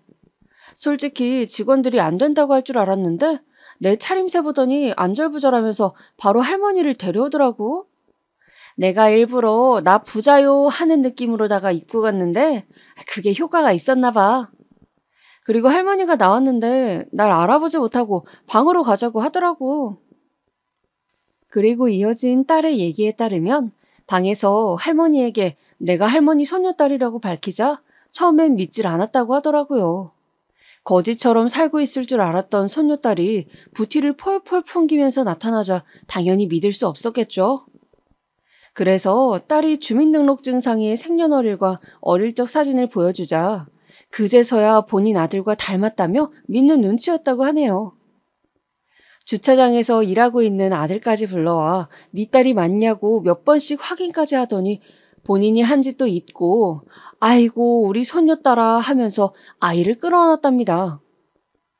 아마 초라한 행색으로 갔으면 나는 너 같은 손녀딸 둔 적 없다면서 내쳤을 테죠. 딸아이는 할머니와 아빠가 너무 보고 싶었다면서 반가워하는 연기를 했다고 해요. 어릴 적부터 엄마랑 둘이 살면서 아빠와 할머니, 할아버지가 너무 궁금하고 보고 싶었다면서요. 멍청한 그 집 식구들은 그 말을 철석같이 믿었다네요. 참 우습지 않나요? 본인들이 버린 손녀딸이 본인들을 보고 싶어 할 거라고 생각한다는 게요. 그리고 그날 이후 딸아이는 바쁜 일도 제쳐두고 일주일에 2번씩 할머니의 식당을 찾아갔습니다. 보고 싶었던 가족들을 오랜만에 만난 눈물겨운 사연의 주인공인 척 하면서요. 그러면서 할머니와 아빠에게 은근슬쩍 이런 말을 흘렸다고 합니다. 할머니랑 아빠를 30년 동안 얼마나 보고 싶었는지 몰라요. 나중에 커서 성공하면 꼭 저를 낳아주신 아빠와 할머니에게 보답하고 싶었는데 이제는 저도 남부럽지 않게 돈을 벌게 되어서 몇 년 전부터 할머니 선물로 돈을 모으고 있었어요. 이제 조금만 더 모으면 제가 목표한 금액이 달성되니 조금만 기다려주세요, 할머니. 그 집 식구들은 처음에는 의심하는 듯 하더니 딸아이가 매주 찾아오고 할머니 어깨도 주물러 드리면서 잘해드리자 정말로 자신들을 좋아하는 줄 착각하더래요. 그리고 딸아이가 일부러 그 집 식구들 앞에서 사업 관련 전화, 부동산 관련 전화들을 받는 척하기도 하고 일부러 자기가 가진 건물 사진도 보여주는 등 돈 많은 티를 팍팍 냈더니 아주 딸아이한테 잘 보이려고 용을 쓴다고 하더라고요. 아마도 저렇게 건물도 몇 채나 가지고 있는 딸아이가 몇 년째 모으고 있는 돈이라고 하니 어마무시한 금액이라고 생각하고 있는 거겠죠. 하루는 딸아이가 할머니가 집에 가서 먹으라며 소갈비를 잔뜩 싸줬다고 저한테 가져오길래 그 집구석에서 만든 건 절대 안 먹는다고 그대로 쓰레기통에 직행한 적도 있었네요. 딸아이는 거의 몇 달에 걸쳐서 그 집에 드나들면서 할머니와 아빠의 신뢰를 완벽하게 얻어냈습니다. 도대체 무슨 짓을 하려고 싫어하는 사람들한테 저렇게 아양 떨어가며 그 오랜 시간을 공을 들였는지 너무 궁금했어요. 궁금증을 못 참고 딸아이에게 물어보자 믿을 수 없는 이야기를 하더군요. 알고 보니 제 딸이 그 집 식구들을 그렇게 공을 들여 구워 삶은 건 다 이유가 있더라고요. 정확한 금액은 이야기하지 않고 마치 큰 재산을 줄 것처럼 기대감을 높여놓은 다음에 그 인간들이 가지고 있는 것들을 하나씩 내려놓게 했답니다. 할머니한테는 식당 일 하시는 거 힘들어 보이시는데 연세도 있고 쉬시는 게 좋지 않겠냐는 식으로 구슬렸다네요. 그 할망구는 손녀딸이 그렇게 얘기하자 자기한테 준다던 그 돈으로 편하게 먹고 살라는 뜻인 줄로 지레짐작하여 식당을 처분하고 있다고 하고요. 그 집 손주는 어렵게 대기업에 들어갔는데 회사 다니는 거 정 힘들면 내가 한 자리 마련해 줄 수 있는지 한번 알아볼 테니 그만두는 것도 생각해보라는 식으로 말했답니다. 엄마는 다르지만 그래도 내 동생인데 그 정도 노력은 해줄 수 있다면서요. 강요는 아니니 네가 선택하라고 하면서 지나가는 말로 얘기했다네요. 그놈도 그 말에 솔깃해서는 얼마 전 회사에 사직서를 냈다고 하더라고요. 저는 딸아이가 너무 큰일을 벌이는 것 같아 걱정이 돼요. 너 어쩌려고 그래? 진짜로 그거 다 해줄 거야? 라고 물어봤더니 이렇게 대답하더라고요. 엄마, 내가 바보도 아니고 내가 할머니한테 돈 모아서 준다고만 했지 정확한 금액도 얘기한 적 없는데 할머니가 괜히 설레발쳐서 저러는 거야. 내가 언제 할머니한테 식당 그만두면 책임진다고 했어? 그냥 연세도 많으니 쉬시는 게 좋아 보인다고만 했지. 늙어서도 돈 욕심에 눈이 멀어가지고는 확실하지도 않은 얘기에 멍청한 짓 하는 건 할머니 본인의 선택이야. 그리고 그 동생인지 뭔지 그 자식도 참 멍청해. 내가 무슨 일을 시키고 연봉을 얼마를 줄 줄 알고 그 좋은 대기업을 그만둬. 하여튼 그 집 식구들은 전부 다 나한테서 뭐 좀 뜯어가려고 눈이 돌아가서는 정상적인 사고를 못한다니까. 저는 혹시나 딸아이가 어떻게 될까봐 걱정되었어요. 하지만 딸아이는 혹시나 자기가 무슨 일이 생기더라도 엄마의 복수를 위해서는 감당할 수 있으니 걱정 말라고 하더라고요. 돈은 차고 넘치게 있으니 벌금을 내라면 내고 징역 살라면 몇 년 살 각오는 되어 있다고요. 그리고 우리나라 최고의 변호사를 선임해서 이길 자신이 있다면서요. 저는 아이고 화상아 왜 그렇게까지 하니? 라고 하며 안타까워 한탄을 했습니다. 그리고 얼마 후 드디어 딸아이는 할머니를 위해 모으던 돈이 드디어 다 모였다며 그 집에 찾아갔습니다. 도대체 준다던 돈이 얼마일까 기대하던 그 집 식구들은 며느리까지 한 방에 다 모여 있었다고 하네요. 그리고 딸아이는 성큼성큼 할머니에게로 걸어가 봉투를 내밀었답니다. 할머니는 봉투를 열어보지도 않은 채 아이고 고맙다. 정말 고마워. 라고 하면서 눈물을 흘렸다고 하네요. 그리고 가족들의 궁금해하는 눈초리에 봉투를 열어본 할머니는 그 자리에서 굳어버렸다고 합니다. 믿어지지 않는지 봉투를 탈탈 털어보았지만 반전 같은 건 없었다네요. 그래서 제가 딸아이에게 물었습니다. 도대체 봉투에 얼마를 넣은 거냐고요. 얼마를 넣었냐고? 맞춰봐, 엄마. 저는 도저히 알 수가 없어서 1,000만 원이라고 했더니 딸아이가 크크 웃으면서 말하길. 엄마 미쳤어? 그 집 구석에 무슨 1,000만 원이나 줘. 10만 원이면 떡을 치지. 10만 원 줬어, 10만 원. 저는 너무 황당해서 벌어지는 입을 다물 수가 없었습니다. 그런데 딸아이가 이어서 하는 말이 더 가관이었습니다. 아니, 할머니가 나보고 이게 다냐고 물어보길래 내가 뭐라고 했는 줄 알아? 할머니, 30년 전에 우리 엄마한테 10,000원 던져주면서 이거면 충분하다고 했다면서요. 제가 워낙에 할머니를 존경하니까 할머니 말씀대로 충분한 금액을 넣었어요. 30년 전에 10,000원이었으니까 지금 시세로는 10만 원 정도 되는 거 맞죠? 아유, 갓난아기 안고 맨몸으로 나간 엄마한테도 10,000원이면 충분하다고 하셨는데 설마 집도 있고 돈도 많은 할머니가 이게 부족하다고 하진 않으시겠죠? 그 말을 들은 그 집 식구들은 완전히 뒤집어지고 난리가 났답니다. 할머니는 뒷목을 잡고 쓰러지는 척을 했다네요. 여기저기서 쌍욕이 날라오고 아주 가관도 아니었답니다. 그러자 옆에 있던 이복 동생이 급하게 제 딸아이를 붙잡고서는 누나, 그럼 나 한 자리 해주겠다면서 그건 맞는 거지? 라고 하길래 제 딸아이가 이렇게 대답했답니다. 아, 그거? 안 그래도 알아봤더니 너한테 줄 만한 자리가 없더라고. 우리 회사에서는 너처럼 공부만 잘하는 안경잡이보단 좀 센스 있고 창의적인 인재가 필요하거든. 그리고 너는 무슨 애가 채용 확정도 안 된 회사를 뭘 믿고 사직서를 내니? 너도 참 한심하다. 그러자 이복 동생은 화를 주체 못하고 제 딸아이를 때릴 듯 위협했다고 하네요. 그러자 딸아이는 그 집 식구들에게 내 몸에 손 하나라도 대면 바로 폭행죄로 고소하겠다고 으름장을 놓았다고 합니다. 돈 많은 제 딸아이에게 고소당하는 건 또 무서운지 머리채를 잡아뜯으러 달려오던 할머니까지 걸음을 멈추었다네요. 그리고 할머니는 그제서야 소리를 지르며 실체를 드러냈다고 합니다. 야, 이 개 같은 년아. 그년 뱃속에 있던 네가 그럼 그렇지? 인연이 이렇게 우리 집안을 풍비박산을 내는구나. 30년 전에 콱 얼어 뒤져버렸어야 했는데 돈 좀 있어 보이는 꼬라지에 홀라당 속아 넘어가 버렸구나. 아이고 내 팔자야. 아이고 내 신세야. 딸아이는 아비규환이 된 그 집 사람들 사이에서 태연하게 일어나 방문을 닫고 나왔다고 합니다. 방 안에서는 할머니의 울부짖는 소리가 들리고 아빠와 이복 동생이 소리를 지르며 쫓아나왔지만 유유히 차에 올라타서 출발했다고 하네요. 그리고 집으로 돌아오는 길에는 너무 신난 나머지 창문을 열고 큰 소리로 노래를 부르면서 왔다고 웃으면서 얘기하더라고요. 저는 너무 황당한 나머지 헛웃음만 나왔어요. 이 못 말리는 딸아이를 어떻게 해야 할까요? 제 딸이지만 정말 이런 특이한 애가 어디서 나왔나 신기하더라고요.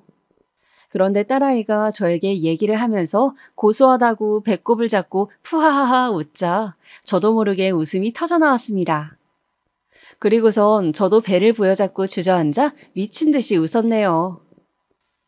제가 그 장면을 직접 보진 못했지만 상상만으로도 30년간의 응어리가 쑥 내려가듯 통쾌했어요. 살면서 그렇게 많이 웃어본 적도 없는 것 같습니다. 무엇보다도 몇 억 또는 몇십억의 돈을 생각하고 봉투를 열었을 시어머니가 10만 원을 보고 지었을 그 표정을 상상하니 살면서 보았던 그 어떤 코미디보다도 웃겼습니다. 정말 제 생에 이렇게 가슴이 뻥 뚫리는 일은 앞으로도 없을 겁니다. 저는 그날 정말 얼마나 웃었는지 배가 아파 일어나기도 힘들고 입이 찢어질 것처럼 아프더라고요. 그리고 그날 이후로 제 입가에는 항상 미소가 떠나질 않았습니다. 가만히 있다가도 그 일만 생각하면 웃음이 피식피식 나와요.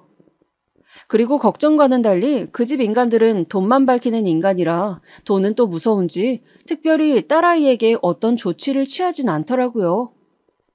아마 본인들보다 돈이 조금이라도 적다고 생각했으면 바로 막무가내로 나왔을 겁니다. 그리고 그 식당은 어떻게 되었는지 저도 잘 몰라요. 딸아이가 한번 알아볼까 하고 물어봤는데 됐다고 했어요. 굳이 그 인간들 잘 지내는지 궁금하지 않아서요. 딸아이가 통쾌하게 한 방 날려준 것만으로도 저는 충분합니다.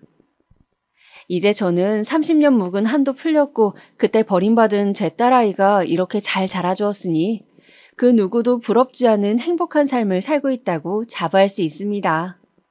그래서 자랑하고 싶었어요. 저와 다르게 저렇게 똑 부러지는 제 딸아이를요. 어릴 적 약속을 기어이 지켜낸 제 딸아이에게 오늘 하루도 너무 고마운 마음을 전해봅니다. 수진아, 엄마는 네가 정말 자랑스러워. 세상에서 제일 예쁜 우리 딸, 정말 고맙다. 사랑해 우리 딸.